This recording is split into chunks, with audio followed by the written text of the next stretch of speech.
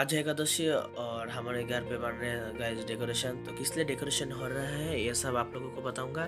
तो गाइस परसों है हमारे घर पे काली पूजा, तो इसलिए डेकोरेशन हो रहा है और डेकोरेशन दिखने में भी तो गाइस मैं भी आ चुका हूँ हमारे लौकी के खेत में। तो ये देखो लौकी, कितने सारे लौकी अभी इस पेड़ पे आए हुए हैं। तो चलो ये सब देखने के बाद तो मैं अभी जाता हूँ घर और देखता हूँ मम्मी वगैरह क्या कर रही है। तो हम सब लोग मिलके देख रहे हैं गैस पर उसकी एक पेड़ को, तो जिस पर एक भी पत्ते नहीं है गैस। तो ये देख सकते हो, आप लोगों को दिखाता हूँ, ये देखो हमारे घर पे भी सेम एक पेड़ है। तो ये देखो गैस, इस पर भी एक भी पत्ते नहीं है। तो सूखा पड़ जाता है सर्दी के मौसम में गैस, ठंड जब पड़ते हैं। तो गैस अभी मैं नहा धो के आ चुका हूँ, तो अभी मुझे देना पड़ेगा पूजा। तो दूसरी डेकोरेशन और पूजा आप लोगों को दूसरी ब्लॉग में दिखाऊंगा। तो आज के लिए इतना ही, देख लो अभी।